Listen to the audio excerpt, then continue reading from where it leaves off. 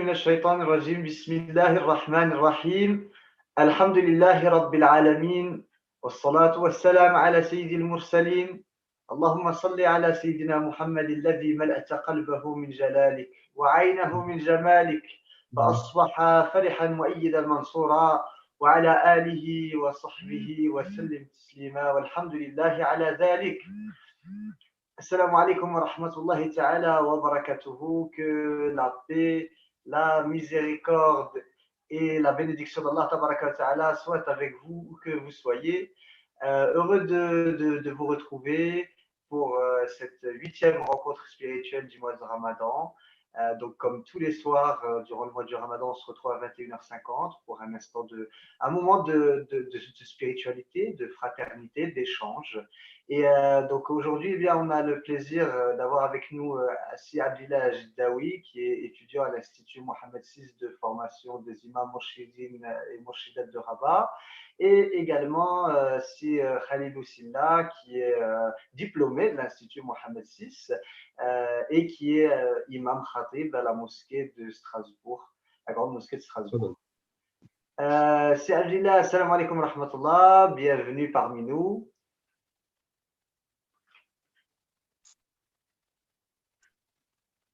C'est Abdelillah. Salam alaikum.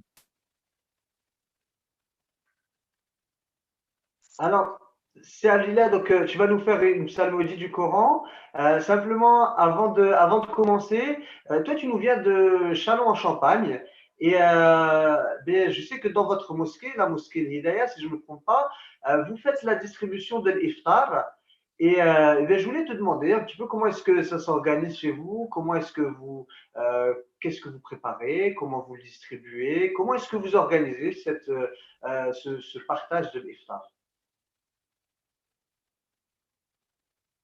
Salam alaikum, Si Morgan. Tout d'abord, merci pour l'invitation. Ramadan Mubarak Karim à tous.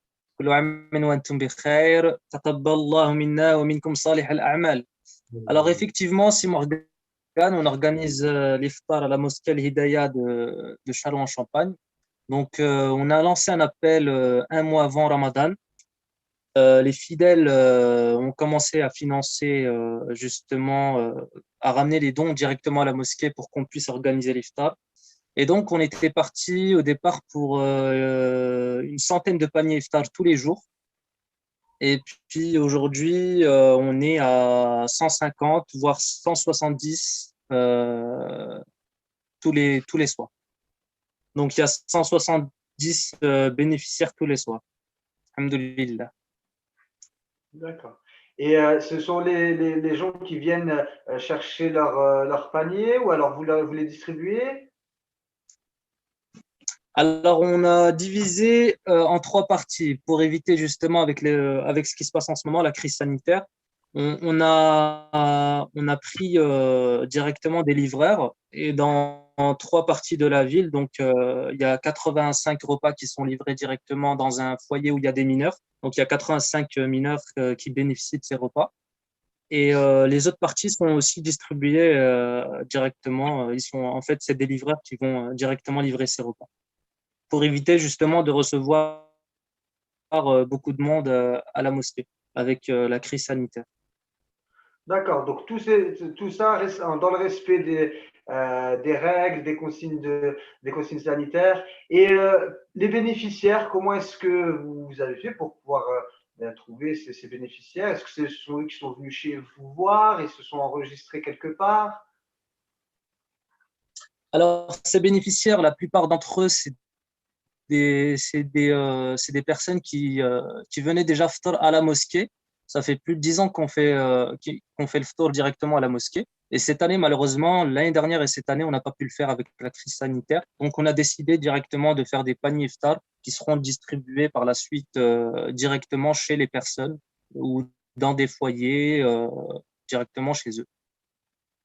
D'accord, donc c'est pas quelque chose de nouveau en réalité. Non, c'est pas quelque chose de nouveau. L'iftar à la base se passait directement à la mosquée tous les soirs, donc pendant tout le mois de Ramadan. Mais malheureusement, avec la crise sanitaire, on est obligé de changer la façon de faire. On s'adapte, alhamdoulilah, mais le khair, le bien, il continue. Le bien, il est toujours là, il faut juste que nous continue. pour pouvoir le Alhamdulillah. Allahumma lakal hamd. Alhamdulillah. طيب, Sabila, donc tu vas nous lire quel passage du Coran? Je vais lire le thumun de Wa'tasimu bihablillah, sourate Ali Imran. D'accord. وتبارك الله عليك, on t'écoute, Sabila. الله يبارك فيك. أعوذ بالله من الشيطان الرجيم. واعتصموا بحبل الله جميعا ولا تفرقوا واذكروا نعمة الله عليكم إذ كنتم أعداء فألف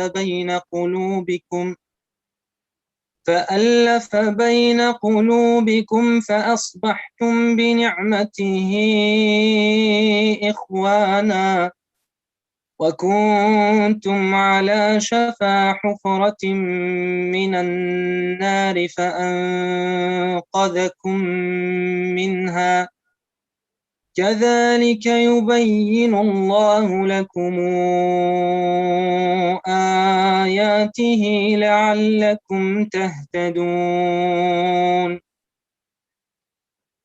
ولتكن منكم أمة يدعون إلى الخير ويأمرون بالمعروف وينهون عن المنكر وأولئك هم المفلحون ولا تكونوا كالذين تفرقوا واختلفوا من بعد ما جاءهم البينات وأولئك لهم عذاب عظيم يوم تبيض وجوه وتسود وجوه فأما الذين اسودت وجوههم أكفرتم بعد إيمانكم فذوقوا العذاب بما كنتم تكفرون وأما الذين ابيضت وجوههم ففي رحمة الله هم فيها خالدون تلك آيات الله نتلوها عليك بالحق وما الله يريد ظلما للعالمين ولله ما في السماوات وما في الأرض وإلى الله ترجع الأمور كنتم خير أمة أخرجت للناس تأمرون بالمعروف وتنهون عن المنكر وتؤمنون بالله ولو آمن أهل الكتاب لكان خيرا لهم منهم المؤمنون وأكثرهم الفاسقون لن يضروكم إلا أذى وإن يقاتلوكم يولوكم الأدبار ثم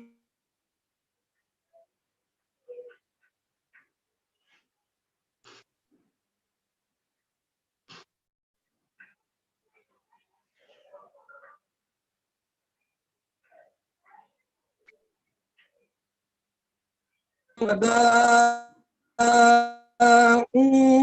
بغضب من الله وضربت عليهم المسكنة ذلك بأنهم كانوا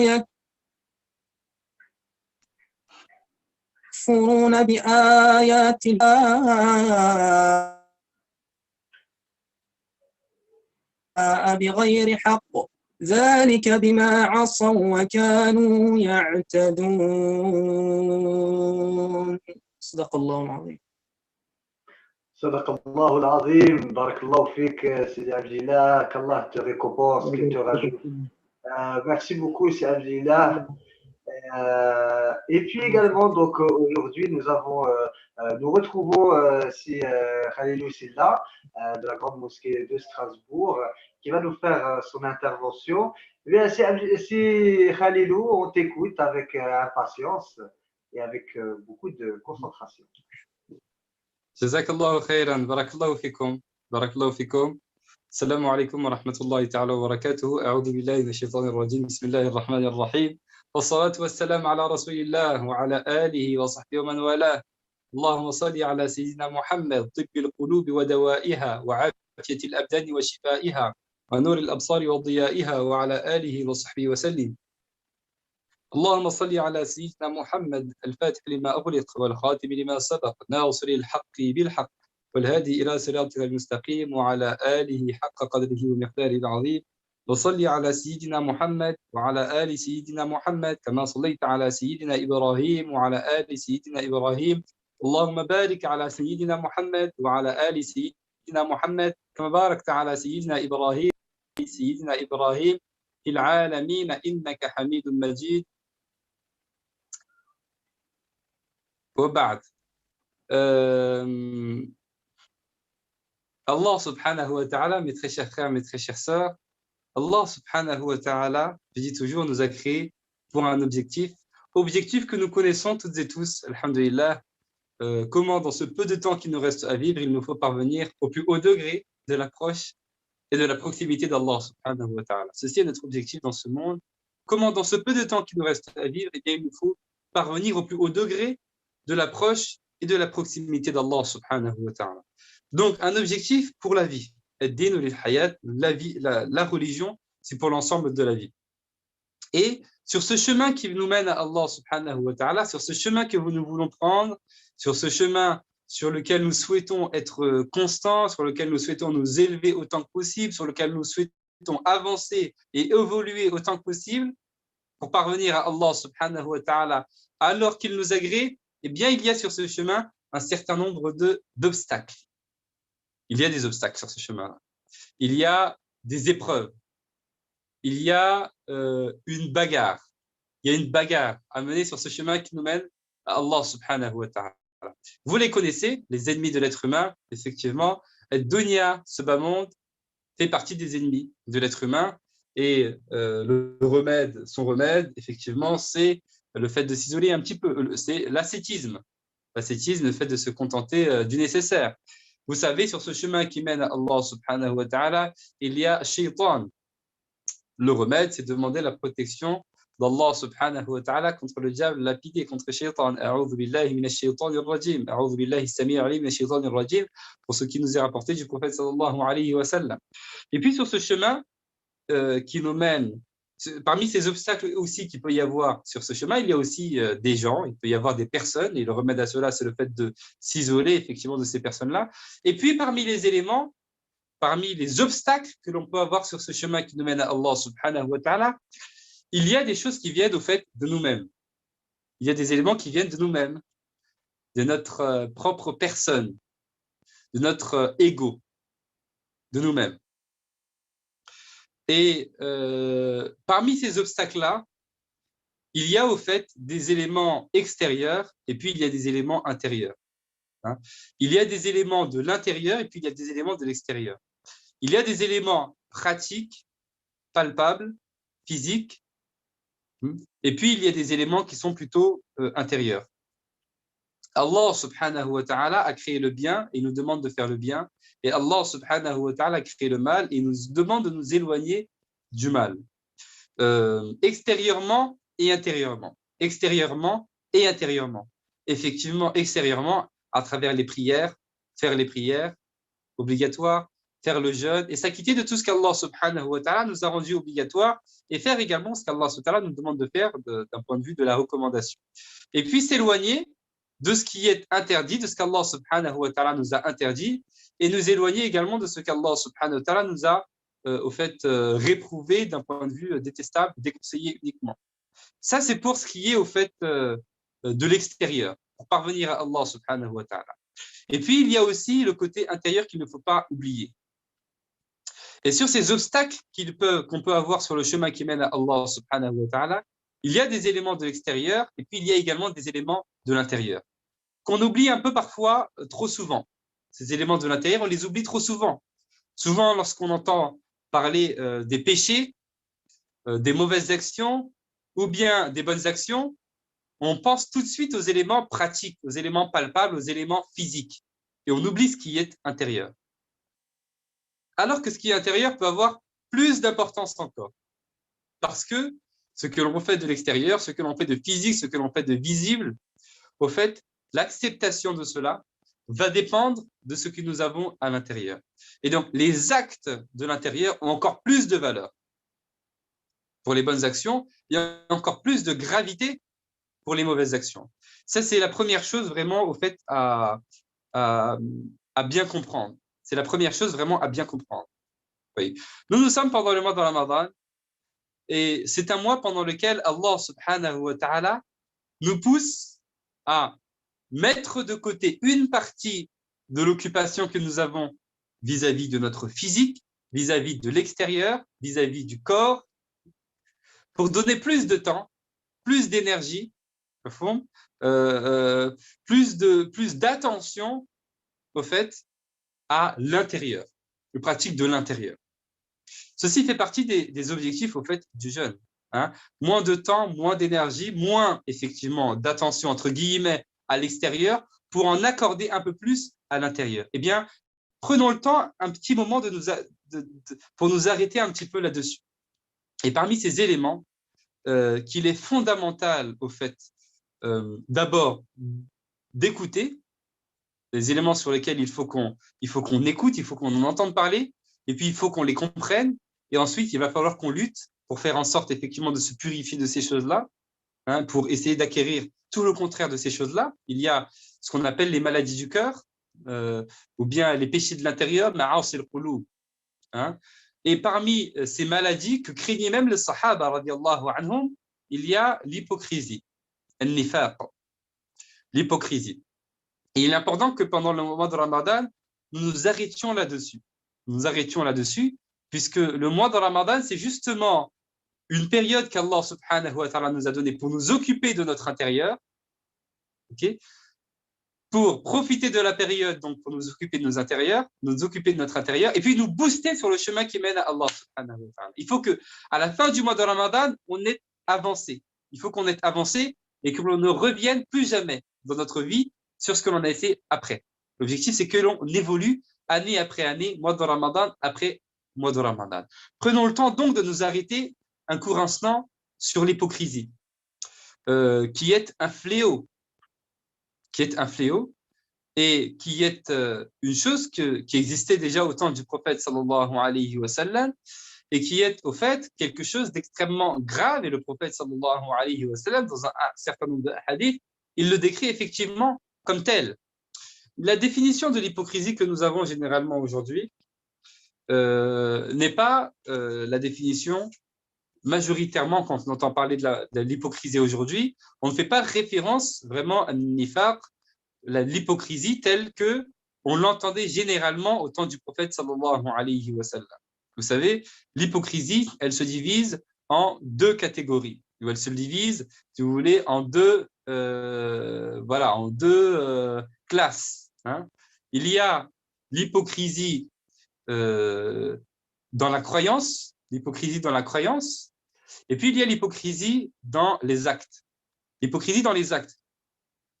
L'hypocrisie dans la croyance, c'est de celle-ci que l'on parle. C'est à celle-ci qu'Allah subhanahu wa ta'ala fait référence dans le Coran lorsqu'il dit « Innal munafiqina fi ad-darki al-asfali min an-nar » Innal munafiqina fi ad-darki al-asfali min an-nar. Les hypocrites sont au dernier niveau du feu, de l'enfer. De quoi est-ce que l'on parle? Quand on parle de degrés au paradis, on parle de darajat. Et quand on parle de l'enfer, donc on parle de darakat. Ce n'est pas des degrés en haut, mais c'est plutôt les niveaux en bas. c'est l'inverse donc de darajat, darajat, darakat. Innal munafiqina fi ad-daraki al-asfali min an-nar. Les derniers vraiment niveau de l'enfer. Cette catégorie d'hypocrites-là, ce sont des hypocrites dans la croyance. Qu'est-ce que ça veut dire? Ça veut dire que ce sont des personnes qui extériorisent la foi, la bonne santé spirituelle, mais qui en réalité ne croient pas. Au temps du prophète sallallahu alayhi wa sallam, effectivement, ils ont été confrontés à cela, et certains d'entre eux ont été jusqu'à même essayer de comploter en fait pour même éliminer le prophète sallallahu alayhi wa sallam, aider les ennemis pour éliminer le prophète sallallahu alayhi wa sallam. Et le prophète sallallahu alayhi wa sallam, vous connaissez l'histoire de la bataille de Tabouk. Qu'est-ce qui s'est passé à la bataille de Tabouk? Donc, l'ordre de sortir arrive à un moment vraiment très difficile parce qu'il fait extrêmement chaud, parce que c'est une période où il faut faire les récoltes.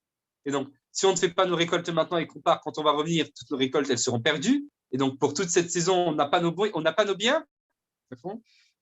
Et puis, l'ennemi est nombreux. Qu'est-ce qu'ils font, les hypocrites? Ils vont voir le prophète sallallahu alayhi wa sallam et puis ils vont en fait lui donner des excuses au fait qui sont vraiment des excuses bidons entre guillemets. Et le prophète sallallahu alayhi wa sallam, il accepte. Et le prophète sallallahu alayhi wa sallam, il sait. Il sait qui ils sont. Mais le prophète sallallahu alayhi wa sallam, il se base sur ce que il voit. Nahkumu bil-zawahir. Wallahu ta'ala yatawalla as-sara'ir. Nous, on juge en fonction de ce que l'on voit et Allah subhanahu wa ta'ala s'occupe donc de ce qu'il y a dans les cœurs. Donc cette catégorie, ce sont effectivement des hypocrites qui, au fait, disaient qu'ils croyaient, ils sont avec nous, okay? Ils prient, ils jeûnent, ils font du bien, etc., visiblement, extérieurement, c'est ce qu'ils montrent. Mais au fait, à l'intérieur, ils ne croient pas. Et ils pensent tout le contraire de ce qu'ils font. Donc ça, au fait, quand on les appelle les hypocrites, au fait, ce ne sont pas des musulmans. Cette catégorie d'hypocrites-là, au fait, ce ne sont pas des hypocrites, ce ne sont pas des musulmans. Et c'est pourquoi le prophète, sallallahu alayhi wa sallam, qui lui-même a fait la prière mortuaire sur le chef, entre guillemets, des hypocrites de son époque, eh bien, après, Allah subhanahu wa ta'ala lui a interdit donc de faire cela, de ne plus recommencer, de ne plus prier sur eux, puisqu'ils ne sont pas considérés comme étant des musulmans, puisqu'ils ne croient pas, en réalité, dans leur cœur. Ceci est la première catégorie. Donc, on peut dire l'hypocrisie, si vous voulez, majeure, il y a l'hypocrisie dans la croyance. C'est-à-dire que ce sont des personnes qui, effectivement, extériorisent la croyance, extériorisent une bonne santé spirituelle, mais au fait, ce sont des personnes qui ne croient pas. Et ils seront vraiment les plus sanctionnés parce que c'est la chose la plus grave. C'est-à-dire que dans la vie, ce qui est naturel, effectivement, il y a des gens qui croient et puis il y a des gens qui ne croient pas. Effectivement, la base pour nous, c'est de croire. Parce que je dis toujours, n'importe quelle personne qui prend le temps dans sa vie de s'arrêter sur les questions essentielles, à savoir d'où est-ce que je viens, où est-ce que je suis, pourquoi est-ce que je suis là, qui m'a créé, la personne qui se pose ces questions ne peut qu'arriver à la certitude qu'il existe quelque chose. Alors après, je peux me questionner, est-ce que c'est Allah, en tout cas, il existe quelque chose. C'est pour ça qu'on dit, pour nous, la foi, effectivement, c'est la nature. Et c'est de cette manière-là que naissent toutes les personnes. Effectivement, le fitra, l'état originel. Donc, il y a naturellement deux catégories de personnes. Il y a les croyants et puis il y a les non-croyants. Il y a ceux qui croient et puis il y a ceux qui ne croient pas. Et puis les hypocrites, ils se détachent un petit peu, au fait, de cette, de cet ordre-là. Hein, et puis ils forment une troisième catégorie qui ne sont ni dans la première, ni dans la deuxième. En fait, ils sont ni totalement dans la première, ni totalement dans la deuxième. Ils sont ni totalement croyants, parce qu'ils sont croyants uniquement de l'extérieur, mais ils sont ni totalement, au fait, incroyants, parce qu'en fait, ils sont non-croyants à l'intérieur, mais ils extériorisent en fait, toute autre chose. Et donc, on ne sait pas trop où les caser. C'est quelque chose de pas vraiment, au fait, naturel. C'est une maladie, au fait, du cœur. Ça, c'est la première catégorie. Puis, il y a une seconde catégorie, et on parle là de l'hypocrisie, au fait, dans les actes.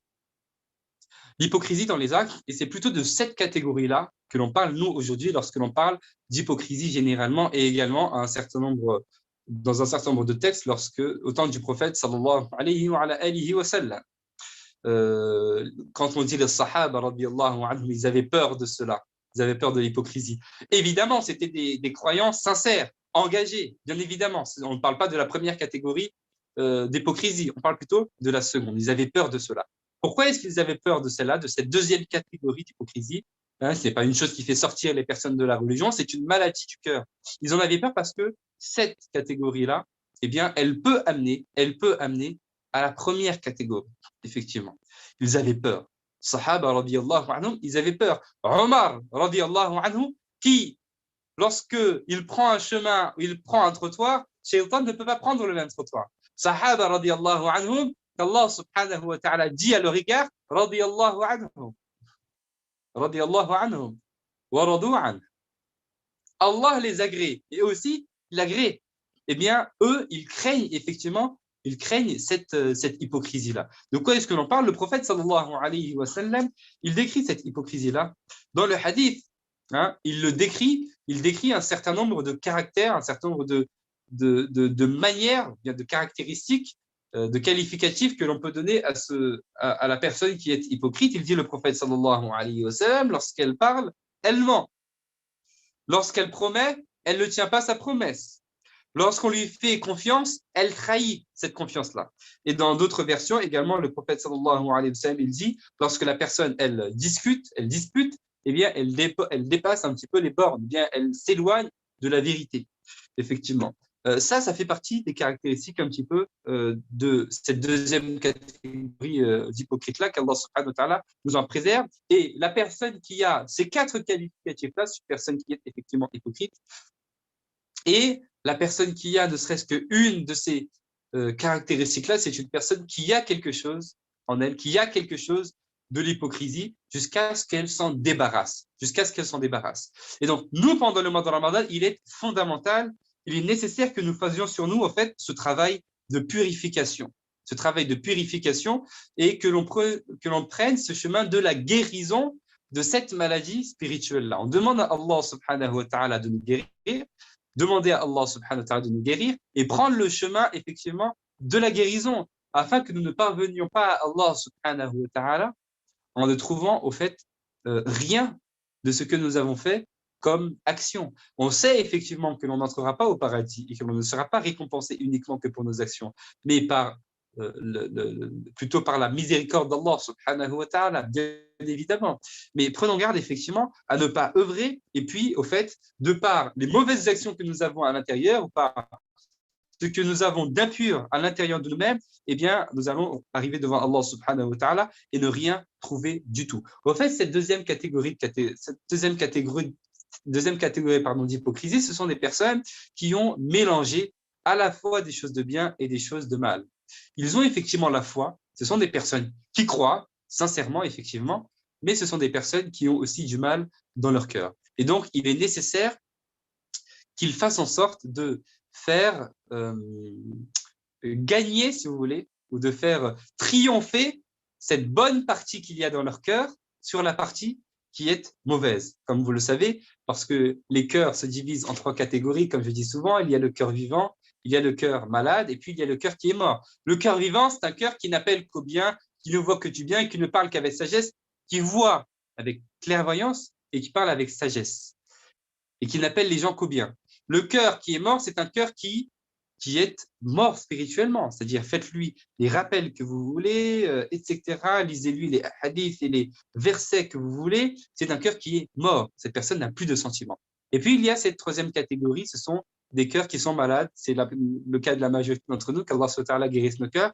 Ce cœur qui est malade. Et puis, même ce cœur qui est malade, eh bien, il se divise en plusieurs catégories. Et parmi ces catégories, il y a le cœur pour lesquels la maladie est, au fait, plus grande que la guérison. Et puis, il y a la catégorie pour laquelle la bonne santé du cœur est plus grande et plus présente que la maladie. Et donc, à nous de faire ce travail sur nous-mêmes, sur notre intérieur, pour faire en sorte que cette bonne santé de notre cœur, elle soit au fait supérieure aux maladies du cœur. Et pour cela, il y a un certain nombre de choses qu'il faut qu'on essaye d'installer dans notre vie. La toute première chose, c'est au fait le repentir permanent. Le repentir permanent, le repentir continuel, afin que notre cœur ne meure pas. Parce que, comme vous savez, parmi les choses qui font que le cœur spirituel meurt, décède, il y a le fait de passer de péché en péché, de mauvaises actions en mauvaises actions, sans se repentir.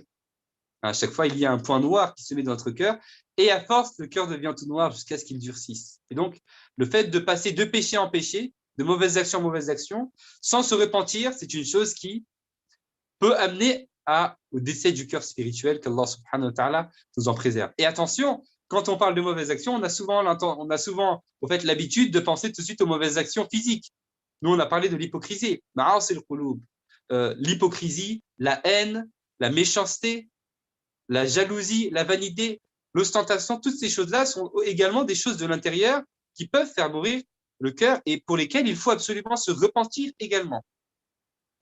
Et donc, première chose, le repentir continuel pour ne pas effectivement risquer au fait de mourir au fait spirituellement. Ensuite, il y a la nécessité de s'efforcer, de se débarrasser des caractéristiques des hypocrites, le mensonge, la trahison, le fait de en fait, essayer d'avoir toutes les caractéristiques bonnes et qui sont contraires à ceux de l'hypocrite. Okay, la sincérité, la confiance, le respect des promesses, etc., etc. Il faut vraiment, au fait, s'efforcer. Et cela est la solution pour, au fait, gagner sur sa propre personne. Allah subhanahu wa ta'ala dit dans le Coran, قَدْ أَفْلَحَ وَنَفْسٍ وَمَا سَوَّاهَا فَأَلْهَمَهَا فُجُورَهَا وَتَقْوَاهَا فُجُورَهَا وَتَقْوَاهَا فُجُورَهَا فَأَلْهَمَهَا فُجُورَهَا وَتَقْوَاها قَدْ أَفْلَحَ مَنْ زَكَّاهَا وَقَدْ خَابَ مَنْ دَسَّاهَا. Certes, a réussi celui qui l'a éduqué. Donc, il faut au fait s'efforcer. Il faut s'efforcer, il faut vraiment se contraindre à délaisser toutes les mauvaises caractéristiques et tous les mauvais comportements qui sont les comportements des hypocrites, et puis s'efforcer à faire et à adopter les caractéristiques qui sont les caractéristiques des personnes qui sont sincères, qui sont au fait tout l'inverse des personnes qui sont hypocrites. Et puis on retrouve dans les hadiths du prophète sallallahu alayhi wa sallam un certain nombre de choses également qui peuvent nous aider sur ce chemin-là.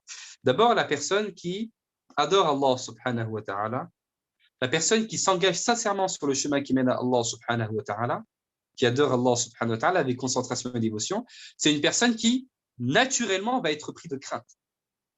Va être prise de crainte vis-à-vis de l'hypocrisie. Elle va avoir peur. C'est une personne qui va avoir peur. Peur d'être hypocrite. Et la personne qui craint, Inch'Allah, est déjà sur le chemin.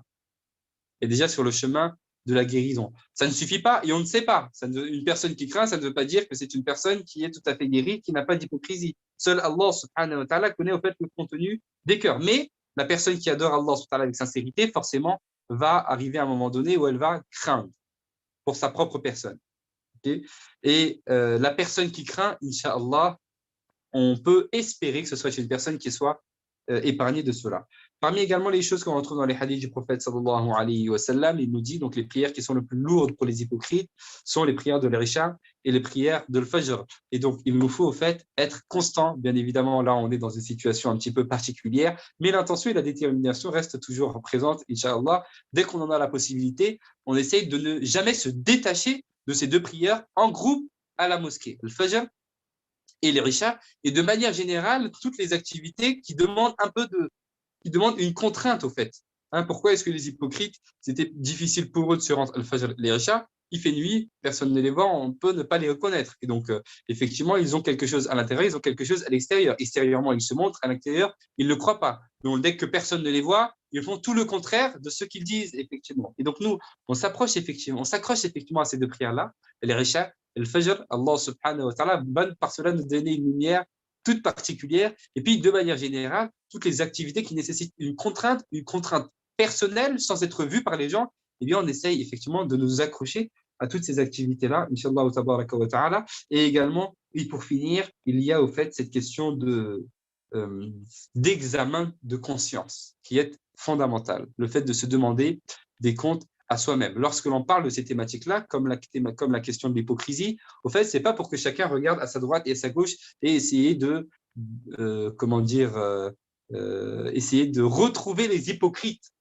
Un tel est hypocrite, un tel n'est pas hypocrite, un tel a fait telle chose, un tel n'a pas fait telle chose. Ceci ne m'apporte pas. Ce qui m'importe, c'est ma personne. Ce qui m'importe, c'est ma personne. Et donc, je me fais vraiment mon propre examen de conscience où est-ce que j'en suis et où est-ce que j'en suis sur ce chemin de la guérison qui va me mener effectivement, Inch'Allah, à Allah subhanahu wa ta'ala. Qu'Allah subhanahu wa ta'ala guérisse nos cœurs, qu'Allah subhanahu wa ta'ala purifie nos cœurs, qu'Allah subhanahu wa ta'ala illumine nos cœurs, qu'Allah subhanahu wa ta'ala nous éduque et qu'Allah subhanahu wa ta'ala nous permette de parvenir à lui en ayant un cœur saint, pur. Il dit Illa man atallaha biqalbin salim.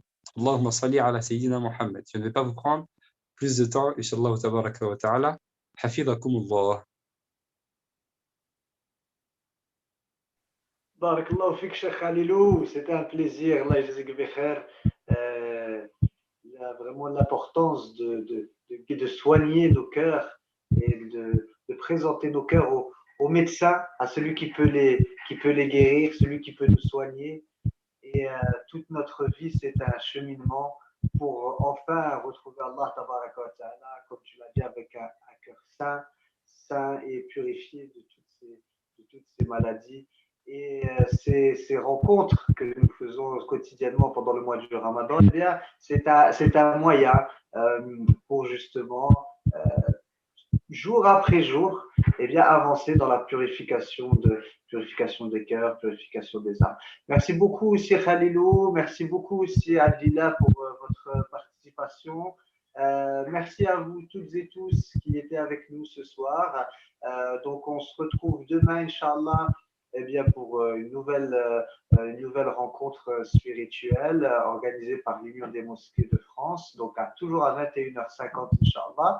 Demain, nous recevrons Si Hamid Tayash ainsi que la Mourchida Malika Amenaï. Donc, demain, Inch'Allah, à 21h50. D'ici là, portez-vous bien, prenez soin de vous et à demain, Inch'Allah. Assalamu alaikum wa rahmatullah. Assalamu alaikum wa rahmatullah.